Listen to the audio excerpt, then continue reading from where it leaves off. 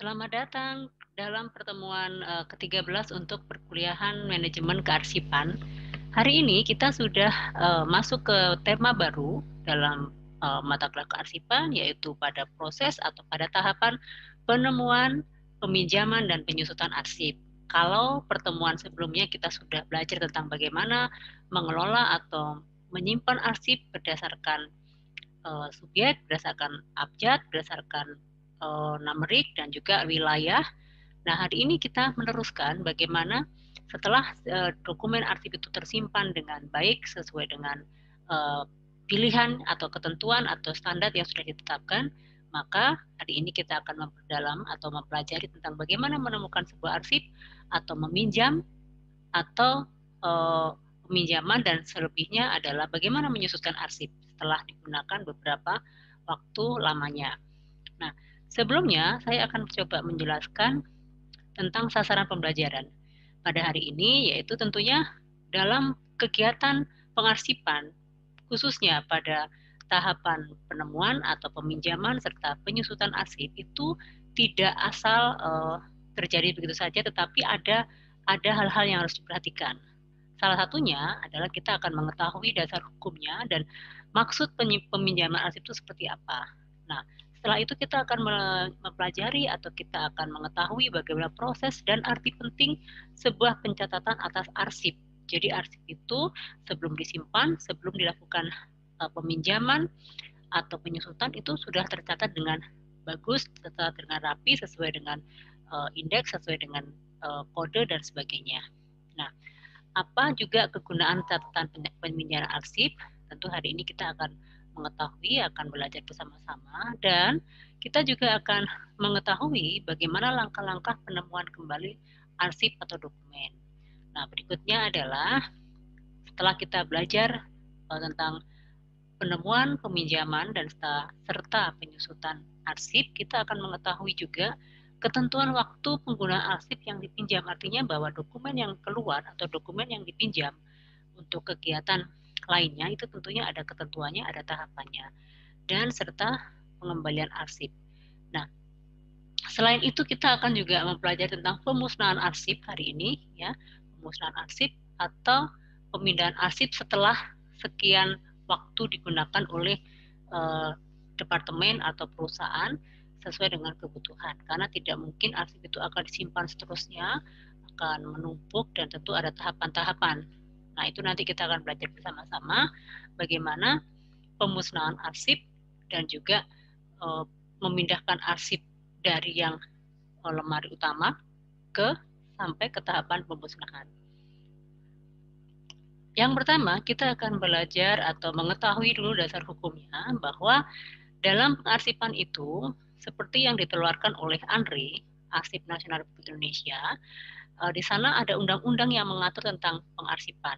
Jadi, perlu diketahui bahwa kegiatan pengarsipan itu tidak hanya sekedar dilakukan, tetapi ada dasar hukumnya, ada undang-undang yang menentukan. Makanya, bahwa pengarsipan itu menjadi standar, menjadi ada kriterianya, ada tahapannya, ada prosesnya, itu juga ditetapkan oleh dasar hukum, yaitu Undang-Undang Nomor 43 Tahun 2000 tentang pengarsipan. Nah, di sana banyak sekali tentang ketentuan, tentang ayat-ayat atau pasal-pasal yang menjelaskan arsip, macam-macam arsip, penyimpanan arsip, proses pengarsipan, dan sebagainya.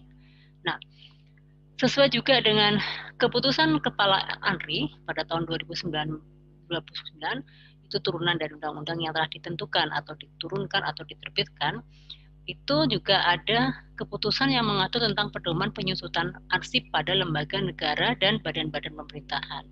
Jadi kenapa ini ada pedomannya? Karena khususnya untuk ANRI atau departemen-departemen pemerintahan atau badan-badan pemerintahan, dokumen itu menjadi milik negara dan perlu diperhatikan ada ketentuan dokumen tersebut akan disusutkan, dokumen tersebut akan dimusnahkan, itu juga ada ketentuannya. Jadi ada batasan kapan harus dimusnahkan, kapan harus dipindahkan, kapan harus disusutkan, itu sudah diatur dalam pedoman tersebut. Nah, selain itu juga yang mengatur atau yang menaungi atau yang menjadi pedoman untuk pemusnahan atau pemindahan atau penyusutan sebuah arsip atau dokumen, itu juga diatur oleh sebuah peraturan yang ditetapkan oleh Kepala ANRI, yaitu yang diterbitkan pada nomor 25 tahun 2015 tentang pedoman pemusnahan arsip. Jadi ternyata untuk mengelola arsip di suatu badan, khususnya pada pemerintahan dan juga instansi-instansi perusahaan yang besar, itu memang harus mengacu kepada undang-undang tersebut. Jangan sampai di akhir pemusnahan arsip tiba-tiba dokumen itu masih dibutuhkan, ya. Itu semuanya akan ada ketentuannya. Baik, kita lanjutkan dengan paparan berikutnya, yaitu tentang kegiatan peminjaman arsip. Apa yang dimaksud dengan kegiatan peminjaman arsip? Di sini dalam kegiatan peminjaman arsip itu yang pertama harus disertai dengan penemuan kembali. Artinya kalau dokumen itu akan dipinjam, artinya dokumen tersebut harus ada di dalam lemari arsip. Ya, maka disebut penemuan kembali arsip. Kalau seseorang akan meminjam suatu file, berarti sudah tersimpan, sudah ada di tempat penyimpanan arsip sebelumnya. Itu yang disebut penemuan kembali arsip. Jadi salah satu tujuan pengarsipan dokumen itu disimpan itu pertama mudah ditemukan kembali, mudah disimpan, mudah dikembalikan, dan mudah ditemukan kembali pada saat arsip atau dokumen itu dibutuhkan. Makanya dalam pertemuan-pertemuan sebelumnya, dalam proses peminjaman itu ada kegiatan mengindeks, ada kegiatan memberikan kode, ada kegiatan penulisan, apa subjeknya atau masanya atau periodiknya atau wilayahnya, itu adalah ketentuan-ketentuan supaya apa, dokumen tersebut akan mudah ditemukan kembali atau mudah disimpan kembali. Nah, yang kedua, pada prinsipnya setiap peminjaman baik arsip yang dapat ditemukan maupun yang tidak ditemukan harus dilakukan pencatatan. Jadi ada catatan khusus tentang arsip dokumen itu, kode-kode atau indeks itu harus tercatat dengan rapi supaya kita tahu bahwa telah ada atau memang di penyimpanan arsip atau lemari arsip itu ada dokumen-dokumen yang tercatat. Jadi misalnya notulen rapat, misalnya surat masuk, surat keluar, itu harus dicatat dengan jelas. Atau laporan kegiatan, atau film dokumenter, dan itu tercatat dengan jelas. Jadi kalau suatu saat dibutuhkan kembali, kita akan cek di buku catatan tersebut, kita lihat ada dokumennya, dan kita akan cek ke tempat arsip atau lemari arsip untuk bisa ditemukan kembali, untuk bisa digunakan oleh pihak-pihak yang berkepentingan. Yang ketiga, pentingnya peminjaman atau kegiatan pencatatan ini, yaitu kenapa perlu dicatat, karena apa? Apabila terjadi peminjaman, itu akan memudahkan pelacakan, akan memudahkan peminjam atau pengelola arsip itu melacak di mana dokumen saat ini berada. Nah, contohnya yang mudah itu adalah di perpustakaan. Perpustakaan itu setiap yang mau pinjam dicatat di sebuah kartu. Nanti pengelola perpustakaan akan secara periodik akan mengecek di manakah buku yang telah dipinjam dan sudah berapa lama dan kapan harus dikembalikan. Itu adalah fungsinya atau pentingnya pencatatan sebuah dokumen apabila dokumen tersebut akan dilakukan atau sedang dilakukan peminjaman. Dan ini sangat penting sebagai bahan untuk melakukan analisis kecermatan arsip. Melakukan analisis itu ya tadi yang saya sampaikan bahwa di mana dokumen saat ini berada, siapa yang meminjam, berapa lama, dan harus seperti apa yang harus dilakukan. Nah, itu adalah pentingnya pencatatan sebuah dokumen. Selanjutnya, kita akan melanjutkan, yaitu apa yang ada, apa yang harus dilakukan di dalam pencatatan sebuah arsip. Yang pertama, harus disediakan sebuah buku atau kartu. Kalau di perpustakaan kan ada kartu ya, ada kartu, walaupun sekarang sudah sifatnya digital, tapi ada pencatatan siapa peminjamnya. Artinya kalau di perpustakaan berarti misalnya perpustakaan perguruan tinggi, artinya peminjamnya adalah lingkupnya mahasiswa dan dosen. Nah, itu telah disiapkan form atau buku atau kartu apabila kita akan meminjam. Nah, biasanya pencatatan itu dibuat rangkap 3. Ya, kita ambil contoh yang simpel adalah misalnya di perpustakaan. Rangkap 3 itu yang pertama biasanya adalah dipegang oleh pengelola. Itu sebagai catatan untuk mengontrol, untuk mengetahui, untuk melacak posisi buku atau dokumen atau arsip itu dipinjam atau sedang berada di mana. Yang kedua, biasanya dimasukkan ke dalam buku pinjaman, artinya buku pinjaman ke dokumen yang dipinjam itu di belakangnya suka ada tempat yang di situ ada kartunya dan tidak boleh dicatat di situ. Biasanya dicatat otomatis di dalam buku tersebut. Dan satunya adalah dipegang oleh si peminjam, supaya kita tahu kapan harus menyerahkan, kapan harus meminjam atau mengembalikan. Nah, di situ ada 3 kartu tujuan seperti itu. Ada peminjam, ya, ada petugas atau pelaksana, dan pada saat itu kita tahu semuanya tercatat dengan baik. Jadi dokumen itu tidak akan hilang kalau sudah tercatat dengan rapi dan dijalankan dengan baik. Nah, di sini adalah siklusnya, ya, ada peminjam, ada buku, ada petugas. Nah, di sini kartunya disimpan di mana kita tahu. Ya, tentunya kalau kita lihat di perpustakaan itu selalu ada kotak untuk menyimpan kartu, di dalam bukunya, dan juga untuk sebagai peminjam itu juga memiliki kartu yang di situ mencatat bahwa si A meminjam buku tersebut dan sebagainya.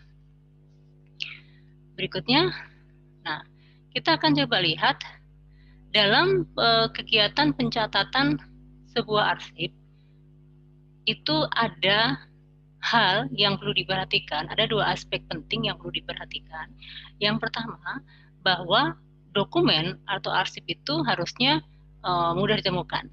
Artinya ada aspek yang memperhatikan adalah penemuan kembali secara fisik, manual, dan konvensional. Artinya bahwa aspek yang diperhatikan itu dokumen itu harus bisa ditemukan kembali, baik itu secara fisik atau manual atau konvensional. Artinya konkret. Kalau misalnya tidak menggunakan digital itu berarti kalau kita mau pinjam buku berarti ada fisik bukunya dan dilakukan pencarian secara manual. Tetapi saat ini dalam kondisi sudah canggih dengan teknologi, sudah digital, nah itu bisa dilakukan melalui bentuknya online, bisa bentuk e-book atau tidak perlu dengan dokumen-dokumen kertas atau lainnya. Artinya dengan digital ini sebetulnya banyak plusnya, banyak keuntungannya, itu adalah paperless, sehingga kita bisa melakukan kegiatan peminjaman atau penemuan dokumen itu bisa melalui online. Nah, berikutnya yang perlu diperhatikan, aspek kedua adalah penemuan kembali secara informasi mekanik dan inkonvensional. Ini artinya sudah canggih yang tadi saya sampaikan, jadi kegiatan pengarsipan itu atau penyimpanan atau pencatatan atau penemuan kembali sebuah dokumen itu bisa dilakukan secara manual ataupun secara digital dengan bantuan teknologi, ya, dengan bantuan komputer, di mana file-filenya sudah tercatat rapi di dalam komputer atau secara cloud. Nah, cara penyimpanan misalnya biasanya dilakukan bisa di PC, ya, bisa dilakukan dengan flash disk atau kita menggunakan memory card atau menggunakan hard disk atau cloud. Kenapa? Supaya harus disebar seperti itu, supaya kalau satu dokumen yang hilang itu masih ada backup-nya. Nah, memang kedua-duanya ini memiliki kelemahan masing-masingnya. Tentunya kalau secara manual, nah itu butuh waktu yang cukup lama dan dokumen-dokumen itu tidak dijamin secara keutuhannya karena buku atau dokumen atau arsip yang real atau yang fisiknya ada itu karena dimakan usia, dimakan waktu, ya bisa rusak, bisa kotor, bisa warnanya pudar dan sebagainya. Tapi kelemahan dari yang menggunakan secara digital, nah pencatatan secara digital juga itu yang tadi saya sampaikan, bahwa kalau misalnya ada file yang rusak atau file yang hilang, itu harus memiliki cadangan atau memiliki backup supaya dokumen tersebut bisa tercatat dengan rapi, tidak hilang. Makanya sekarang banyak digunakan dengan sistem atau cara cloud, secara digitalnya. Lanjut, kita akan mencoba menjelaskan tentang penyimpanan dan penemuan kembali arsip. Nah, ada 2 di sini, sistem filing. Filing itu adalah pengarsipan, sistem filing itu penyimpanan arsip, dan sistem temu kembali atau sistem penemuan. Yang dimaksud sistem filing adalah proses mengklasifikasi atau mengatur dan menyimpan arsip, di mana arsip tersebut itu akan tersimpan dengan rapi, tapi dapat secara cepat ditemukan pada saat dibutuhkan. Jadi semua dokumen yang tersimpan itu tidak menyusahkan, tetapi justru tertata rapi, terkode, terindeks dengan baik, dan pada saat ditemukan itu dengan cepat dan mudah bisa didapatkan kembali. Nah, sementara itu untuk prosedur filing, prosedur penyimpanan itu sendiri, pengarsipan itu sendiri ya dilakukan seperti halnya yang pernah dijelaskan di pertemuan-pertemuan sebelumnya, yaitu adanya kegiatan pemeriksaan arsip, mengindeks, ya, membuat nama, mengindeks itu berdasarkan nama, subjek, geografis, kronologis, penomoran, dan sebagainya. Setelah itu ada kode, ada pembuatan kode. Nah, berikutnya adalah melakukan sortir, mensortir arsip, dan yang terakhir adalah menyimpan. Ini adalah tahapan-tahapan yang sudah pernah kita pelajari, yaitu proses pengarsipan atau penyimpanan arsip, ya. Berikutnya adalah setelah disimpan tentunya akan ada kegiatan peminjaman atau pengeluaran dokumen atau bagaimana menemukan dokumen tersebut kalau dibutuhkan di kemudian hari terkait dengan kegiatan-kegiatan yang setipe. Nah, saya lanjutkan. Nah, ini adalah prosedur. Kita sudah belajar ya, sudah prosedur, kita hanya review saja. Di sini ada dokumen, dokumen itu arsip ya, bermacam-macam arsip, entah itu dokumen dari keuangan, dari marketing, dari operasional dan sebagainya. Di sini harus dipisahkan, dikelompokkan atau dipilah-pilah ya berkasnya. Selanjutnya bisa disimpan di mana, di box macam-macam ya. Dokumen itu disimpan atau sudah diberkaskan dengan diberikan tanda-tanda seperti ini. Ya, ada lembar atau buku. Kalau dokumennya masih bersifat kertas dokumen yang harus dirapikan seperti ini, kita bisa menggunakan map seperti yang sudah dijelaskan, peralatan-peralatannya seperti apa, cara membuatnya seperti apa ada di sini. Nah, penyimpanannya bermacam-macam, bisa dilakukan di box kalau memang bentuknya map atau filing.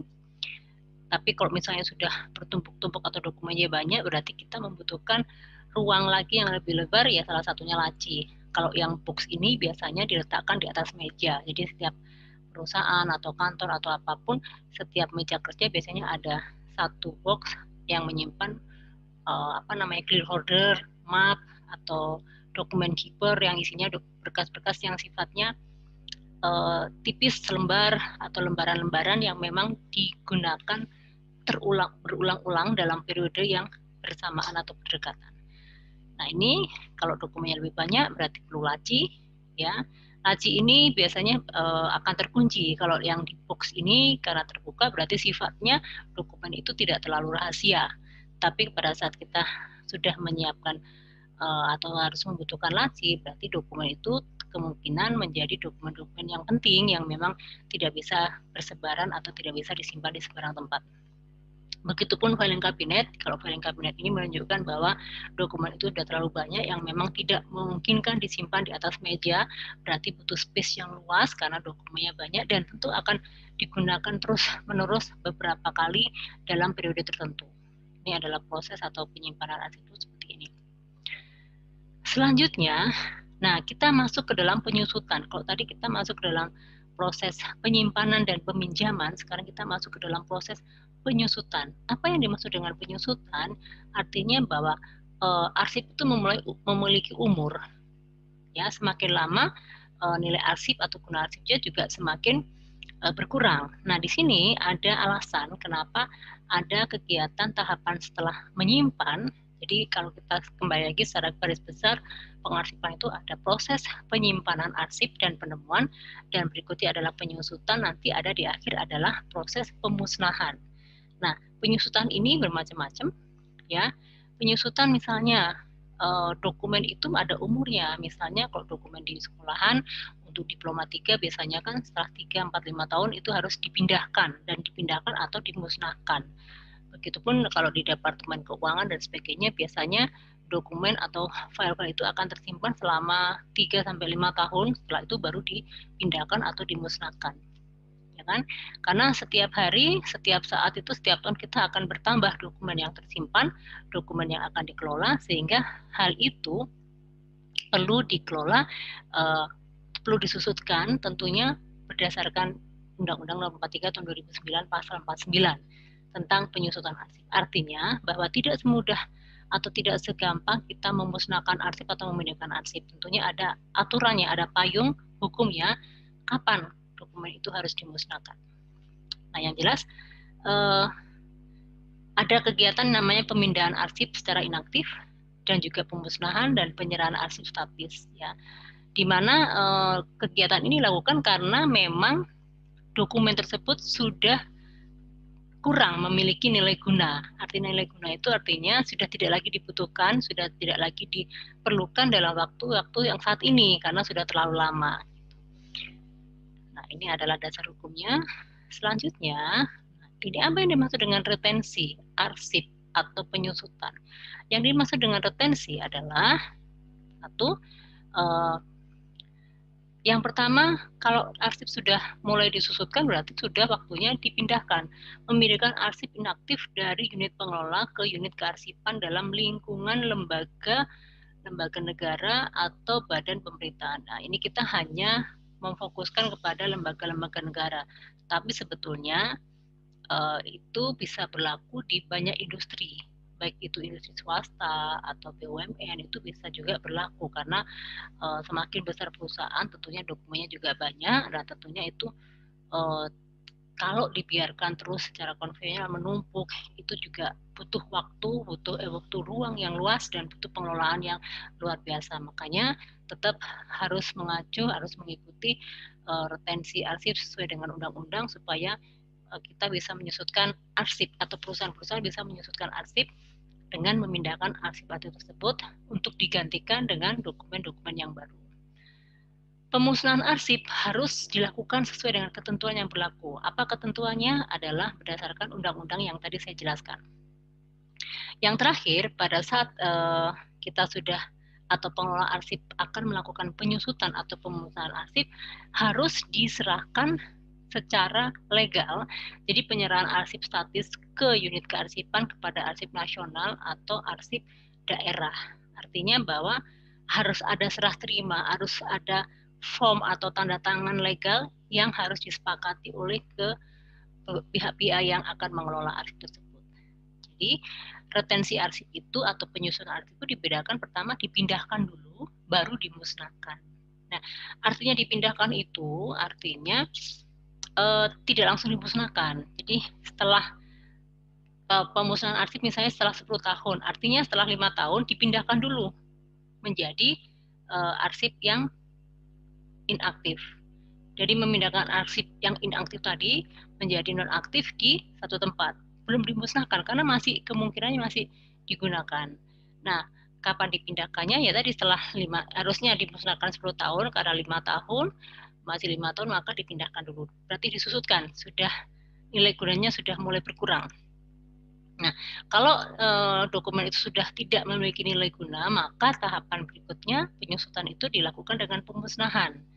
Nah, pemusnahan itu tentunya sekali lagi harus ada berita acara. Jadi dokumen itu kenapa harus ada serah terima berita acara, harus tanda tangani oleh pihak-pihak yang berkepentingan karena apabila itu sudah dilakukan, tidak boleh lagi ada masalah di kemudian hari.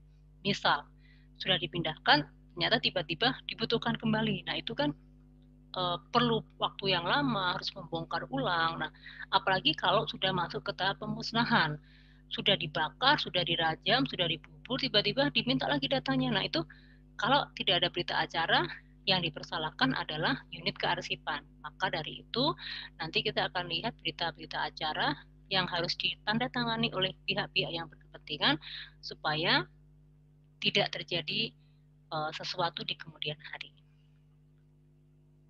Nah, arti pemindahan. Yang dimaksud dengan pemindahan itu adalah penyusutan warkat atau arsip atau dokumen dengan memindahkan dari arsip dinamis ke arsip inaktif. Dinamis itu artinya arsip yang memang masih dibutuhkan, masih diperlukan pada saat ini atau terus-menerus. Nah, tapi pada saat arsip itu dipindahkan menjadi inaktif, dinamis inaktif artinya nilai gunanya sudah menurun, berarti kebutuhannya atau dokumen tersebut akan jarang lagi digunakan, tidak sesering yang sebelumnya. Nah, atau dari dinamis inaktif ke arsip statis. Arsip statis itu artinya ya sudah yang penting ada dulu. Kalau ditanyakan ada gitu. Artinya sudah tidak digunakan lagi. Alasan pemindahan, pertama intensitas atau frekuensi penggunaannya di tempat awal sudah semakin kecil. Artinya karena nilai gunanya sudah mulai berkurang, maka penggunaannya atau frekuensi keluar atau dibutuhkan lagi dokumen itu kecil atau berkurang. Nah, yang kedua, ya tadi karena semakin hari atau setiap hari dokumen itu di sebuah instansi, apalagi instansi pemerintahan itu akan bertambah terus, ya. Bagi perusahaan-perusahaan kecil atau perusahaan-perusahaan swasta, tentunya itu sangat sangat membutuhkan ruang yang besar, sehingga maka perlu dilakukan pemindahan arsip supaya ruangnya bergantian. Kalau misalnya bisa ruang atau filing kabinetnya itu, lemari arsipnya itu bisa bergantian dengan dokumen-dokumen yang baru yang sudah nilai gunanya kecil, kita pindahkan ke tempat gudang, contohnya itu yang memang kemungkinannya memang untuk keluar sangat kecil. Nah, kapan dokumen itu dipindahkan, ya, atau pemindahan dokumen itu dilakukan pada saat intensitas penggunaan sudah semakin berkurang. Yang kedua, apabila di tempat awal sudah semakin jenuh atau padat. Jadi, karena sudah menumpuk, tidak ada space lagi, maka itu harus dipindahkan. Nah, jadi seperti ini. Kalau kita lihat gambarannya dari ruang kerja pindah ke ruang arsip, ya, ini ada retensi 1 aktif menjadi dinamis, ya, diubah jadi seperti ini. Ini aktif yang kalau dilihat dari gambar sini, ini yang hijau ini adalah aktif yang memang setiap hari digunakan. Artinya dinamis yang selalu atau masih diperlukan dalam mendukung pekerjaan lainnya. Pada saat sudah beberapa tahun dan ruang itu jenuh dan penggunaan atau nilai arsipnya sudah mulai berkurang, maka dia harus dipindahkan masuk ke arsip dinamis inaktif, dipindah tempatkan. Selanjutnya, kalau sudah semakin berkurang, semakin tidak digunakan, maka dia masuk ke arsip statis. Nah, disinilah ada proses pemindahan ke sini. Tadi ada tanda tangan atau berita acara. Pada saat ke statis juga sama, tapi pada terakhir, pada saat pemusnahan, itu ada juga berita acara secara legal yang harus ditangani dan diketahui antara oleh pengelola arsip dan siap dimusnahkan. Nah, kita akan lihat sini tujuan retensi atau tujuan pemusnahan arsip atau penyusutan arsip, yaitu pertama, menghindari pencampur aduan antara arsip aktif, inaktif, statis, dan arsip vital, penting, dan biasa. Ini adalah tujuannya seperti itu, dimusnahkan atau dipindahkan adalah untuk membedakan ini. Yang kedua adalah memudahkan pencarian kembali. Sekali lagi, kalau misalnya arsip itu sudah memiliki nilai yang kecil, lebih baik dipindahkan. Karena apa? Kalau bercampur dengan arsip yang dinamis, nanti pada saat kita mencari arsip yang dinamis yang dibutuhkan itu menyulitkan. Karena apa? Terlalu banyak dokumen-dokumen lama yang akhirnya menutup atau karena jenuh tempatnya, sehingga arsip yang dinamis itu tertutup, susah ditemukan kembali. Jadi perlunya penyusutan, perlunya dipindahkan agar arsip-arsip yang dinamis mudah ditemukan kembali. Yang ketiga adalah penghematan biaya. Tadi ya, perawatan, peralatan, tempat, pengelola arsipnya, dan juga tempat atau space-nya itu adalah salah satu yang kendala atau yang menjadi masalah kalau dalam perusahaan itu memiliki banyak dokumen. Yang keempat adalah membuat file aktif lebih longgar. Yang dimaksud file aktif itu adalah dinamis. Ya. Yang berikutnya adalah menempatkan arsip inaktif yang bernilai berkelanjutan di tempat yang lebih baik. Jadi yang tadi sama, kalau nilai gunanya semakin kecil atau berkurang berarti harus dipindahkan ke tempat yang lain, tapi masih ke dalam pengawasan dan harus lebih baik. Nah, melindungi arsip-arsip yang bernilai permanen dari bahaya rusak, hilang, dan terbakar. Tujuan retensi ini juga yang ke-6 adalah memudahkan pengiriman ke kantor ARNAS, Arsip Nasional atau Arsip Daerah. Dan yang terakhir adalah kepentingan penelitian atau pendidikan. Dalam hal ini adalah menyediakan data dan informasi. Karena kalau dalam penelitian itu biasanya akan diminta adalah dokumen data misalnya 10 tahun terakhir, berarti memang kebanyakan pengelolaan arsip itu umurnya sebelum disusutkan itu adalah 10 tahun, maksimal 15 tahun. Ya. Tapi kalau arsip-arsip penting yang milik negara itu sampai 20 tahun. Nah, ini adalah berita acara pemindahan arsip. Jadi memindahkan dari satu lemari arsip ke tempat yang baru itu harus ada berita acaranya. Karena jangan sampai yang tadi saya sampaikan tiba-tiba dicari tapi kita nggak tahu di mana. Tapi kalau misalnya umurnya udah 5 tahun harus dipindahkan ke tempat yang baru, dan yang karena sudah dipindahkan otomatis space ini kosong untuk masuk ke dokumen-dokumen yang baru. Nah, itu harus ada berita aja siapa yang menerima, siapa yang menyimpan, dan ini apa-apa saja yang disimpan itu ada di sini. Ya, jadi ditandatangani oleh beberapa pihak. Ya, di sini adalah pengelola arsipnya dan ini adalah unit kerjanya. Jadi sama-sama tahu, saling mengetahui. Jadi keberadaan dokumen tersebut kenapa dipindahkan. Ini prosedurnya untuk memindahkan arsip ya, pertama hampir sama dengan proses kita menyimpan arsip. Di sini kita akan memilah arsip dulu, mana yang penting, mana yang inaktif, mana yang dinamis, kita harus pilahkan. Terus yang berikutnya adalah menghitung angka pemakaian. Menghitung angka pemakaian itu artinya satu dokumen itu telah digunakan berapa lama dan sesering apa dokumen itu keluar atau sesering apa dokumen itu dipinjam. Itu menunjukkan bahwa dokumen itu statusnya akan dinamis atau menjadi inaktif. Nah, terus yang berikutnya adalah mempersiapkan folder, opener, filing kabinet, arsip, dan guide. Ini adalah untuk tempat yang baru. Yang berikutnya adalah membuat daftar arsip yang dipindahkan, arsip apa saja, jadi tercatat. Tadi di awal kan ada pencatatan arsip. Nah, itu juga fungsinya supaya tahu di situ kan terlihat arsip 1 itu tercatat pertama tahun berapa, tanggal berapa, dan selama ini sudah berapa tahun. Jadi kita tahu, oh ini arsip sudah 10 tahun harus dipindahkan. Oh ini arsip baru 5 tahun, pindahnya kemana. Nah, itu dibuat catatan supaya memudahkan petugas arsip, dan itu memudahkan juga kalau dikaitkan dengan nomor 2 itu kita akan lihat frekuensi pemakaian dokumen itu seberapa sering. Nah, itu juga bisa dilihat dari mulai arsip itu tercatat sampai saat ini. Terus membuat daftar isian. Yang terakhir adalah membuat berita acara penyerahan arsip. Ini adalah proses pemindahan arsip dari arsip dinamis ke inaktif. Berikutnya adalah pemindahan. Ini memang ada rumusnya, jadi menghitung atau menentukan arsip itu akan dipindahkan juga dilihat dari pertama percatatan dan penggunaan. Nah, itu kita bisa menghitungnya seperti ini. Permintaan arsip dalam satu periode, artinya kita melihat tadi ya, seberapa sering arsip itu akan dipinjam. Itu dilihat dari sini periodenya. Terus dokumennya ada berapa, dan itu karena dokumennya ada beberapa menentukan supaya ada space yang bergantian kalau ada dokumen yang baru.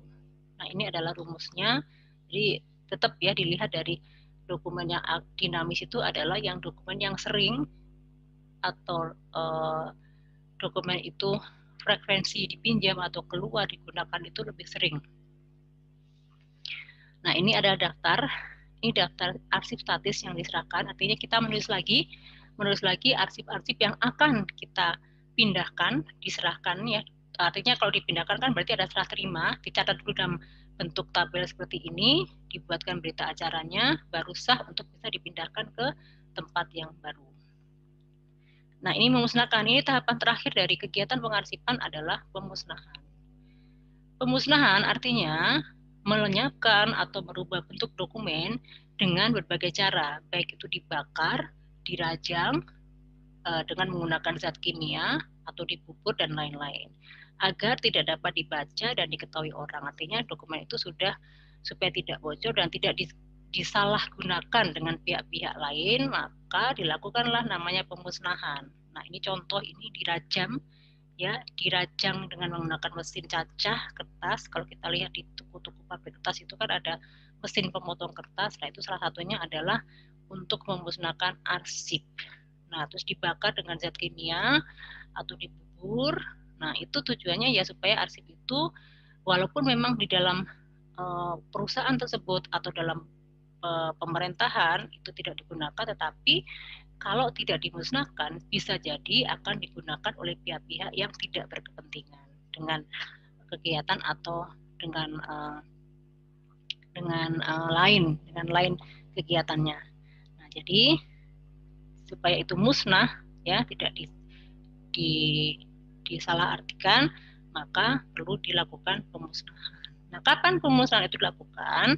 Tergantung dari kesepakatan dari perusahaan tersebut, tergantung dari badan pemerintahan menggunakan tadi saya sampaikan, sudah saya singgung bahwa masa simpan itu telah sampai batas 10, 15, atau 20. Kembali kepada nilai gunanya sudah sangat kecil, sudah sangat minim dan tidak ada lagi digunakan, dan memang tidak update ya. Kalau istilah sekarang itu sudah tidak update lagi, artinya sudah tidak akan digunakan lagi, tidak sesuai dengan perkembangan zaman. Nah, itu juga sudah selayaknya dimusnahkan. Bapak, kalau itu sudah kesepakatan, nah ini yang dimaksud dengan 10-15 tahun ini, makanya perlu ada berita acara bahwa memang ini udah tua loh, ini udah 10 tahun, maka memang harus segera dipindahkan, harus dimusnahkan. Nah, itu perlu berita acara sebagai bukti bahwa memang umur dokumen tersebut, umur dokumen atau warkat atau arsip itu memang sudah sesuai, sudah layaknya, sudah memang waktunya untuk dimusnahkan atau diretensi atau disusutkan. Nah, ini adalah contohnya. Nah, tetapi kita harus tahu dulu, untuk memusnahkan arsip itu ada beberapa tahapan, ada 5. Yang pertama, kita harus melihat sesuai dengan pedoman administrasi dokumen sudah memenuhi belum masa simpannya, tadi 10, 15, 20-nya harus dilihat dulu. Pilih dokumen yang telah memenuhi masa simpan, ya, membuat daftar arsip yang dimusnahkan, hampir sama pada saat kita mau memindahkan, tetapi ini adalah untuk memusnahkan.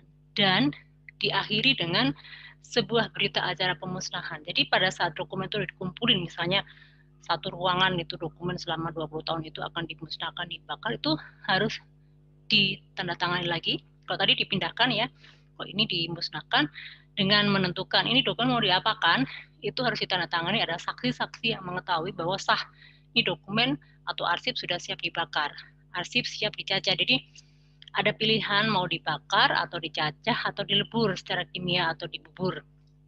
Itu harus disepakati. Yang kalau misalnya dibakar tentunya ada negatifnya, di mana asapnya juga mempengaruhi.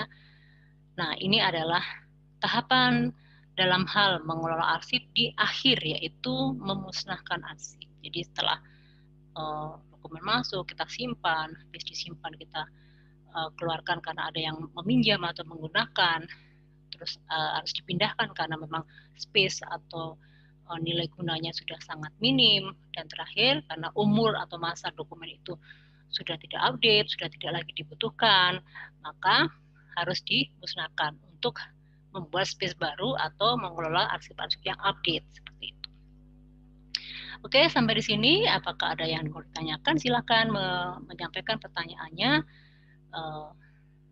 baik itu secara e-kampus atau secara kelompok, silahkan ditanyakan.